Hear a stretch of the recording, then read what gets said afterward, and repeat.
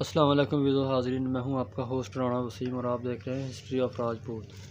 تو ویزو آج کی ہماری ویڈیو کا ٹاپک ہے ہرش وردھن۔ تو ویزو یہ بادشاہ 42 سال تک حکمران رہا۔ اس ویڈیو کو بنانے کا مقصد یہ ہے کہ آپ کو پتہ چلے کہ راجپوتوں کی حکومت کب اور کیسے شروع ہوئی۔ ہرش وردھن کے سامنے سب سے پہلا کام یہ تھا کہ وہ اپنے بھائیوں کے قتل کا بدلہ لے اور اپنی بہن کو قید سے رہا کروائے۔ چنانچہ اس نے والی بنگال پر حملہ کر کے اسے قتل کر ڈالا اور اپنی بہن کو عین اس وقت یاد دلائی کہ جب وہ چتا میں جل مرنے کو تیار تھی۔ اس کے بعد اس کے عہد حکومت کے ابتدائی 6 سال مسلسل جنگوں میں گزرے اور وہ جنوب میں پنجاب سے لے کر مشرقی بنگال تک اور مغرب میں گجرات تک سارے علاقوں پر قابض ہو گیا اور مالک بن گیا۔ آسام اور نیپال کے راجاؤں نے اس کی اطاعت قبول کر لی۔ شمالی ہندوستان سے فارغ ہو کر اس نے دکن کا رخ کیا، لیکن چالوکیہ خاندان کے راجا نے وندھیا چل پر اسے روک دیا اور دریائے نرمدا راجا ہرش وردھن کی جنوبی حد قرار پائی، یعنی اس نے وہاں اسے روک دیا، آگے نہیں آنے دیا اور وہ دریا ہی اس کی حد قرار پایا، اور یہ دکن یعنی کیرالہ کا علاقہ اس نے فتح نہیں کیا۔ دریائے نرمدا اس کی حد قرار پایا۔ ہرش کے پاس بڑی عظیم الشان فوج تھی جس میں ہزاروں ہاتھی، 1,00,000 سوار اور بہت سے شتر سوار پیادے تھے۔ ماخذہ: تاریخ راجپوت، جین ڈیر۔ تو آگے ہماری ویڈیو کا ٹاپک شروع ہوتا ہے راجپوتوں کا زمانہ حکومت۔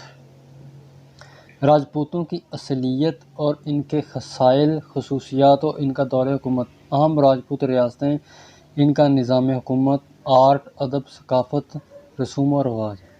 7ویں صدی عیسوی کے وسط سے لے کر 12ویں صدی عیسوی کے اختتام تک کا زمانہ تاریخ پاک و ہند میں راجپوتوں کا زمانہ کہلاتا ہے۔ ہرش کی وفات کے بعد برصغیر پاک و ہند کی وفاقی حکومت کو زبردست جھٹکا لگا، جس کے نتیجے میں سیاسی وحدت پارہ پارہ ہو کر رہ گئی، اور ہرش کے بعد اب کوئی بھی اس قدر طاقت ور بادشاہ یا حکمران نہ رہا جو کہ اس کی وفاقیت کو برقرار رکھ سکتا۔ اب ہر طرف انتشار، افراتفری کا دورہ ہو گیا اور پورے ملک پھر سے چھوٹی چھوٹی آزاد خود مختار ریاستوں میں بٹتا چلا گیا، جن پر بیشتر راجپوت خاندان کے حکمران تھے۔ یہ حکومتیں ہمیشہ باہم گرد لڑتی رہیں، آپس میں ہی، اور ان میں تغیر و تبدیلی ہوتا رہتا، یعنی ایک چھوٹا سا صوبہ دوسرے صوبے پہ چڑھ گیا۔ سارا ملک سیاسی انتشار کی نظر ہو چکا تھا۔ اس سیاسی وحدت اب اروک پائینا کا ایک حصہ بن چکی تھی۔ اس لیے تاریخی واقعات کا بڑا کارنامہ یہ ہے کہ انہوں نے ہندو مذہب، ثقافت، روایات کو زندہ رکھا۔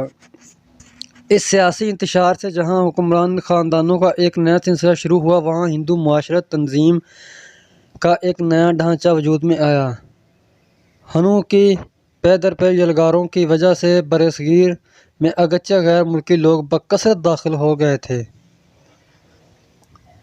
مگر وہ آہستہ آہستہ یہاں کے لوگوں میں ہی جذب ہوتے گئے، ہندو معاشرے کا ایک حصہ بن گئے، جس کے نتیجے میں ذات پات کے نظام کو پھر سے تقویت حاصل ہو گئی۔ آئے دن تغیرات کی بنا پر ہی ہرش کے بعد کے زمانے کو تغیرات کا دور کہا جاتا ہے۔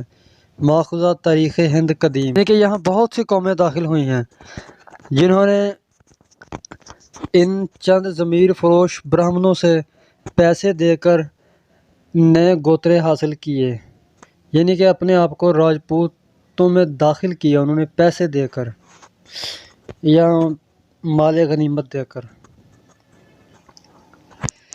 یا پھر ان برہمنوں نے جان کے خوف سے انہیں راجپوت قوم میں داخل کیا، انہیں گوترے عطا کیے۔ ایسا ہی ایک مشہور واقعہ اگنی کول راجپوت ہیں، ان پہ میں انشاءاللہ ڈیٹیل ویڈیو بناؤں گا۔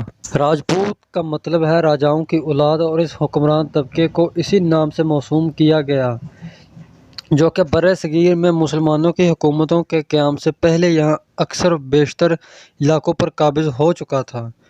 اس نے اپنی مختلف حکومتیں بنا رکھی تھیں، اور پھر ایک روایت یہ بھی ہے کہ اس کے لیے لوگ خود کو قدیم کشتی راجاؤں کی اولاد کہلواتے تھے۔